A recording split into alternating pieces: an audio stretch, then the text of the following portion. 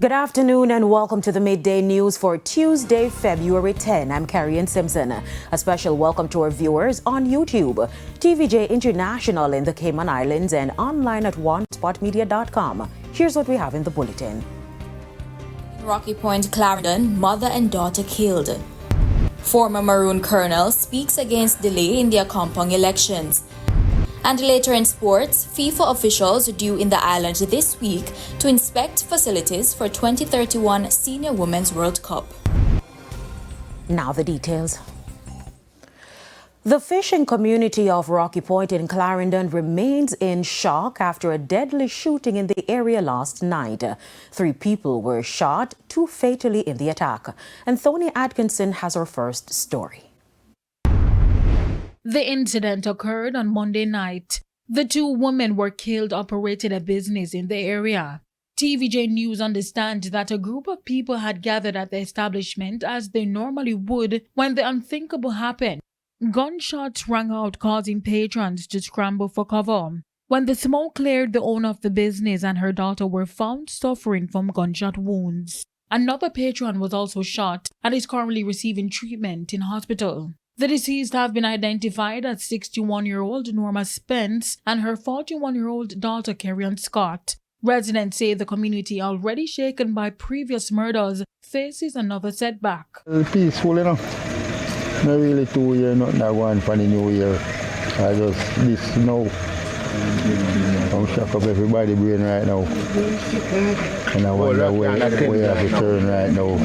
Everything tense right now. No little Valentine's again. It's a loving lady, you know. Take care of all I look at you, them boy. It's a shake up the fishing industry right now. Shake up for down here, you know. Yeah man, this everybody had to feel this right now. Everybody. And it's not good for business neither because people don't want to come now. People all want to come now, you know, when they hear about this, you know. I remember say 2 women dead up so there, you know, last year, you know, and now 2 come dead now, so you know where you go. Homicide investigators in Clarendon are continuing their probe into the deadly shooting. Police say the gunmen escaped on foot. Investigators are urging anyone with information that could assist to contact the nearest police station or Crime Stop. Anthony Atkinson, TVJ News. To a TVJ News follow-up, a former Maroon colonel has come out strongly against the delay in the compound elections originally due next week. Meredith Rowe, who will be contesting the polls, says he is not satisfied with the reasons presented for postponing the elections. The election is due to select a colonel to run the Maroon affairs. They normally start to make preparation 3-4 months prior to. And the term of office expired this month. In fact, 5 years ago it was held on the 18th of February 2021. So I cannot buy into that argument any at all, because it would be a gross violation of our custom. We are hearing other arguments, but we are prepared to deal with it firmly if any violation, any wrong turn is made in terms of the method and the processes that we are accustomed to use, and to our tradition. And we don't want to allow any individual to thwart these things. In a social media post, the chief of a compound, Richard Curry, explained that the delay was due to the displacement of residents. While he did not give a clear timeline for a new election date, according to the Maroon Constitution, no election may be delayed for longer than 3 months beyond the due date. Over in St. Mary, the police are investigating the murder of a 32-year-old taxi operator who was found with gunshot wounds along the Rosen Main Road near the Robbins Bay bus stop Monday night. His mother is distraught. He was on a charter because he run taxi in the night to Port Mary, and it looked like somebody. But Kemoy does not go out unless he knows the person. He knows the person. That is it. Him know him not take up nobody unless and say him a go a town in a night with no man, boy or girl. unless he knows that person. You understand me? Because him have sense. Him have sense.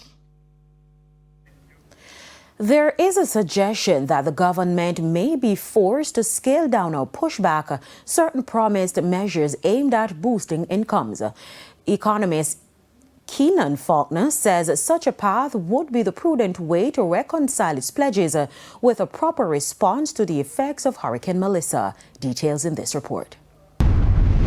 Come April 1, the second tranche of the revised personal income tax threshold of $1.9 million should take effect. It's part of a three-tranche increase announced by Finance Minister Favored Williams in her budget presentation last year. Jamaicans benefited from the first tranche in April last year. 6 months after that, Hurricane Melissa hit, raising questions about whether the government will be in a position to implement the second tranche. It's fair to say that the country is not in the same fiscal position as it was prior to Hurricane Melissa. And, in the context of election promises and announcements that were made back then, almost 6 months ago, that would now be changing very materially for the upcoming budget cycle. The new parliamentary year begins this week, and the finance minister is set to open the budget debate sometime in March. Given the country's current fiscal position, it's left to be seen whether new taxes will be imposed and what new measures for income earning will be announced. We know that the government has access to funds at a concessional rate than it would have had in the past, let's say just 20 years ago. It has access to a financial package that will help to staunch the gap in its revenues over the next couple of years. And even though this will add to the debt stock by additional borrowing, it is now how you leverage and deploy these resources in the most efficient way so that you're able to get the growth that you need and thereby increasing tax revenues again.